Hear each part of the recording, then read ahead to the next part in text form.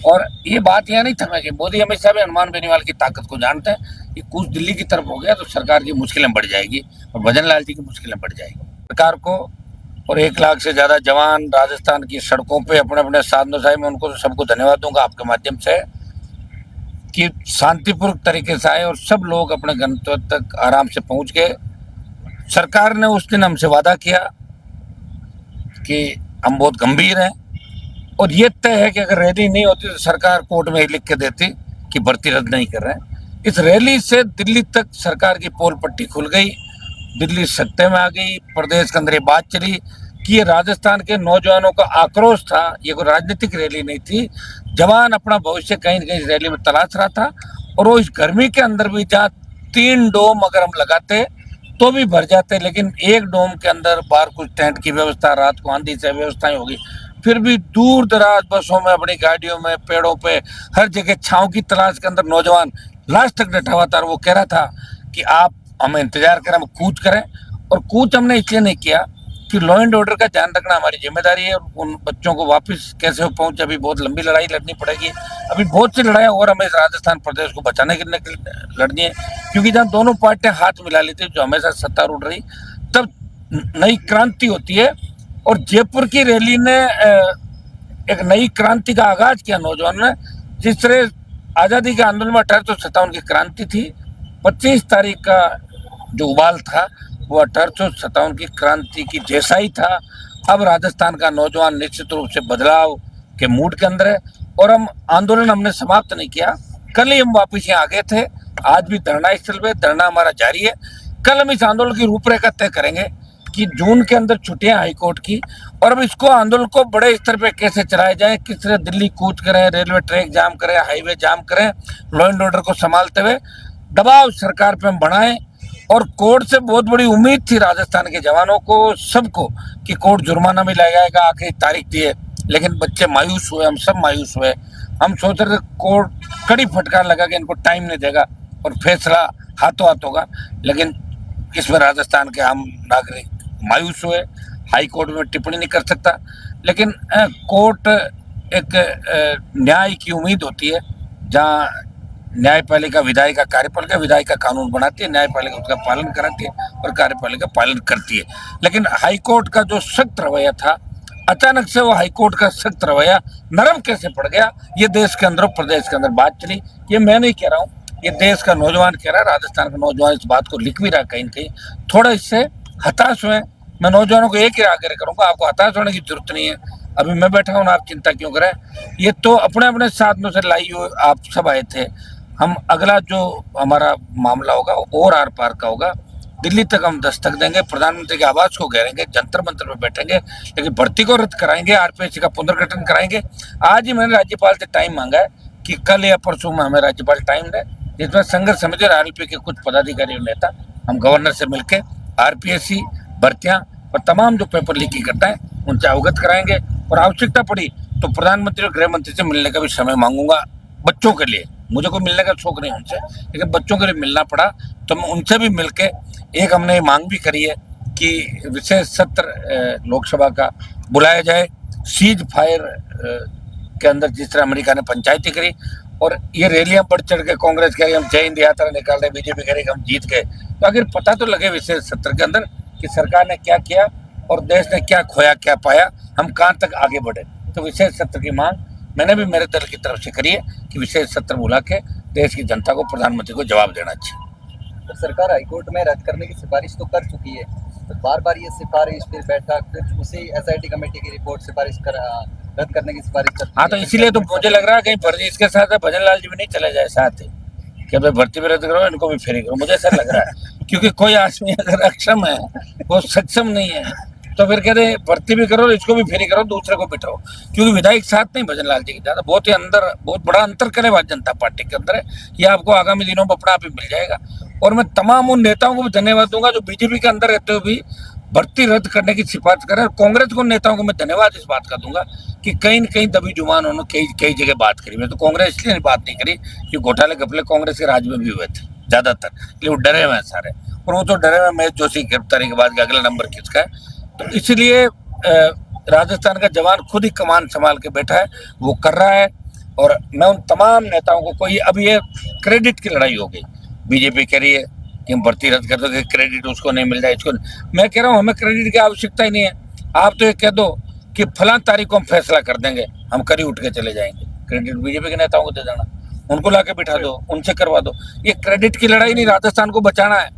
अगर ये फर्जी थानेदार बन गए, फर्जी आरएस बन गए, 18-21 जिस तरह पेपर लीक की घटना हो रही है, आप 2011 की भर्तियों के लोगों को पकड़ रहे हो। जिस तरह आज बोर्ड की जो कॉपी है वो किराना स्टोर पे जांच रहे थे नागौर संसदीय क्षेत्र, इससे आप अंदाज लगा सकते हो कि लोगों का हौसला कितना बढ़ गया। अब महिला उत्पीड़न में 1 नंबर पर राजस्थान, अपराधियों का अड्डा, नेता सुरक्षित नहीं, भजनलाल को 10 बार धमकी, कई नेताओं को धमकियां, थ्रेट, और बेरोजगारी, आत्महत्याएं, किसानों की आत्महत्याएं, जवानों की आत्महत्याएं, कोटा के जो हब है हमारा, वहाँ किस तरह बच्चे आत्महत्याएं कर रहे हैं, ये सब जांच का विषय। और राजस्थान देश का सबसे बदनाम राज्य हो गया और इसके लिए बीजेपी और कांग्रेस जिम्मेदार है। वसुंधरा गहलोत के गठबंधन के बाद मुझे लग रहा है कि भजनलाल और अब दूसरे कांग्रेसी नेताओं का अलायंस हो गया। जिस तरह भजनलाल ने कहा कि कांग्रेस के नेता रात को अंधेरे में मेरे से मिलने के लिए आते हैं, और ये सही बात भी है। मेरा कांग्रेस पर भी आरोप है कि कांग्रेस राजस्थान में विपक्षी भूमिका नहीं निभा रही, सिर्फ वोट बैंक की खातिर। अगर मैं यहाँ धरने पर नहीं बैठता, नहीं लड़ता, तो कांग्रेस जय हिंद यात्रा भी नहीं निकालती। ये ढकोसला है। कांग्रेस अगर चाहती तो देश इस तरह कमजोर नहीं होता, और भाजपा इस बात का फायदा उठा रही है कि विपक्ष सामने है नहीं, इसलिए आराम से फुटबॉल खेलो, गोल करो। यहाँ तो गोलकीपर भी नहीं कांग्रेस पार्टी के अंदर, तो ये बिखरा हुआ इंडिया अलायंस है, जो 15 धड़ों के अंदर बटा हुआ इंडिया अलायंस, कोई धनी दोरी नहीं है। खड़गे जी भूल जाते हैं कि कौन कौन सी पार्टियां हैं, कभी किसी का नाम भूल जाते हैं, उम्र भी ज्यादा होगी, उनको लेके जाने तभी कांग्रेस, मुझे नहीं लगता कि ये कांग्रेस का कोई फ्यूचर देश में। लेकिन ये अपना प्राकृतिक तरीके से सारा काम सेट होगा, जवान लड़ेगा। जब चारों तरफ से देश गिर गया था उस समय 1857 की क्रांति आई, कई लोगों ने बलिदान दिया। हो सकता है कि इन संघर्षों में हमारे देश लोगों को बलिदान भी हो जाए, बलिदान मतलब राजनीतिक बलिदान, जैसे मेरा किसान आंदोलन हुआ, सत्ता छोड़ के सड़कों पर आया। अब भी हो सकता है कि सत्ता मिले ही नहीं, लेकिन मैं राजस्थान के अंदर वो क्रांति ला दूंगा कि कांग्रेस भारतीय जनता पार्टी मजबूर होगी और जवानों को आने वाले समय में तकलीफ नहीं पड़े, और हमारा पहले की तरह मजबूत राजस्थान हो।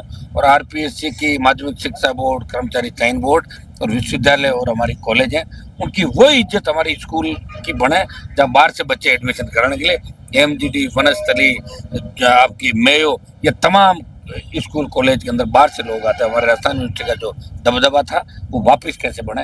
हनुमान बेनीवाल इस राजस्थान के सम्मान की लड़ाई लड़ रहा है, और मैं थकूंगा नहीं। भजनलाल सरकार थक जाएगी और कांग्रेस मैदान छोड़ के भाग जाएगी, लेकिन मैं हमेशा लड़ा हूँ, लड़ता रहूंगा। लोग ये भी कह रहे हैं कि रैली में तो हनुमान जी ने क्या क्या बुला लिया, अरे भैया वही करना था, और क्या। सरकार को ताकत दिखाई दे दिल्ली तक कि इतना भारी आक्रोश लोगों का, तो आक्रोश का मतलब ये थोड़ा कि युद्ध करवा देते हो आप। युद्ध कराता था फिर मुझे कहते थे बड़े फायदे के लिए लड़ा दिया बच्चों को। मुझे आक्रोश दिखाना था प्रधानमंत्री तक, आक्रोश देख लिया। मैं धन्यवाद दूंगा सारे देश के बच्चों को जो सोशल मीडिया के माध्यम से रैली को पुरजोर तरीके से मुझे लगातार सपोर्ट भी कर रहे हैं, हर तरीके से। कोई घर बैठा, कोई यहाँ आके, और ये रिकॉर्ड तोड़ उन्होंने जो किया 52 से लेके पहली बार अगर राजस्थान के नौजवानों ने कभी आक्रोश दिखाया अपने दम पे, तो पहला आक्रोश 25 तारीख को देखा गया। मीडिया को धन्यवाद कि लगातार आप बच्चों के साथ खड़े, और अपन सब मिलके, आप लोकतंत्र का चौथा स्तंभ है, अपन सब मिलके नए राजस्थान का वो करेंगे हम। इसमें जो अंदर से बातें निकल के आई है, जो कुछ मंत्रियों और ब्यूरोक्रेट्स का भी मामला बड़ा उस लेवल पे आ गया कि बातें बहुत बड़े स्तर पे चली गई, लेकिन फिर भी जीत हमारी होगी, इतना ही मैं विश्वास साबुत है। हमारा धरना जारी रहेगा। कल हम बैठ के तय करेंगे कि इसको किस रूप में आगे आंदोलन को अलग अलग दिशा में ले जाया जाए, या यहाँ किस रूप में चले। ये लगातार आंदोलन चलेगा जब तक आर पार की लड़ाई और फैसला नहीं हो जाता। ये सरकारें कह नहीं देती कि भर्ती रद्द करेंगे और पुनर्गठन करेंगे, तब तक ये आंदोलन हमारा जारी रहेगा। राज्यपाल से मिलने का समय मांग रहे हैं, उसके बाद एचएम और प्रधानमंत्री से भी डेलीगेशन के साथ मैं दिल्ली लेके इनको जाऊंगा मिलने के लिए। करना ही पड़ेगा सर। सुनो मेरी बात, सरकार अगर रैली नहीं होती, सरकार लिख के देती कि हम रद्द नहीं कर रहे, कोर्ट करे जो भी करना, तो कोर्ट नहीं करता। देखो सुप्रीम कोर्ट तक जाएगा मामला, ये यहाँ रुकने वाला नहीं। लेकिन सरकार अगर रद्द कर देती है तो एक मैसेज जाता है कि सरकार के अंदर कुछ तो सरकार के अंदर शर्म शेष है, शर्म बची है। जिन छात्रों से वोट लिए, जवानों से जिस नाम के कि हम भर्तियां रद्द करेंगे, आपको अच्छे सुशासन देंगे, तो सारी अपनी बात से बदल गए। ये तो राजस्थान का नौजवान कह रहा है। और अब की बार पोल पट्टी भी इनकी खुल गई कि कांग्रेस बीजेपी मिले हुए हैं, साफ साफ मिले हुए हैं।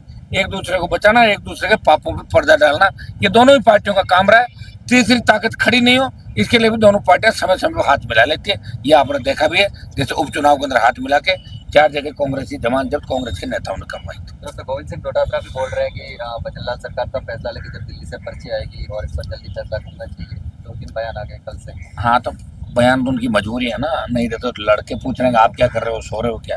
और कांग्रेस वालों को डर लग रहा है ना, भाई मैच जोशी के बाद अगला कौन होगा। धीरे धीरे निकल रहे हैं, निकलने के लिए बयान दे के वापिस चले जाते हैं।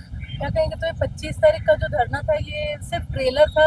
ये तो ट्रेलर, ये पिक्चर तो दिखाएंगे ना, दिखा देंगे, पक्का पिक्चर दिखाएंगे, जल्दी दिखा देंगे। अब 1-2 दिन में कर देंगे ऐलान उसका भी। आप चिंता नहीं करें, हटेंगे नहीं, बीच में नहीं भागेंगे, न्याय दिला के उठेंगे हम लोग। किरोड़ीलाल मीणा यहाँ पर आए थे, उसके बाद आपकी बातचीत हुई, धरने में भी आपने आमंत्रित किया था। मैंने रैली में किया था आमंत्रित उनको, और वो उन्होंने भी शुरुआत की, लगे हुए अंदर खाने, वो भी प्रयास तो कर ही रहे, क्योंकि उनका भी एक कमिटमेंट था, सरकार का भी था, कई मंत्रियों का था। मैं राजेंद्र राठौड़ का बयान पढ़ रहा था, उन्होंने पहले तो कहा रद्द करो, आज बदल गए अपनी बात से। नहीं बदलना चाहिए, नहीं बदलना चाहिए, गलत है। आजकल क्या कि सारी कास्ट बेस्ड पॉलिटिक्स हो गई। किसी जाति के 4 लड़के जाके किसी नेता को कह दे साहब अपनी जाति का बहुत बड़ा नुकसान हो, वो कहता नहीं मैं नहीं होने दूंगा नुकसान, उससे बचेगा थोड़ी, होना नहीं होना। तो नेता अपनी बात से बदलते हुए टाइम ही नहीं लगाते। नेताओं को ध्यान रखना चाहिए हर चीज का, और बड़े नेताओं को विशेष कर ध्यान रखना चाहिए, जो दूसरों को सलाह देते हैं उनको इस चीज का ध्यान रखना चाहिए कि भर्ती रद्द नहीं होने से राजस्थान के सम्मान को ठेस लग रही है। और ये बीजेपी का ही मुद्दा था भर्ती रद्द कराना। आरएलपी तो लड़ी नहीं थी, रीट लेवल फर्स्ट सेकंड करा दी, रीट लेवल फर्स्ट में रद्द कराने की बात मैं तो आज भी कर रहा हूँ। और ये बात यहाँ नहीं थमेगी। मोदी हमेशा भी हनुमान बेनीवाल की ताकत को जानते हैं। ये कुछ दिल्ली की तरफ हो गया तो सरकार की मुश्किलें बढ़ जाएगी और भजन लाल जी की मुश्किलें बढ़ जाएगी।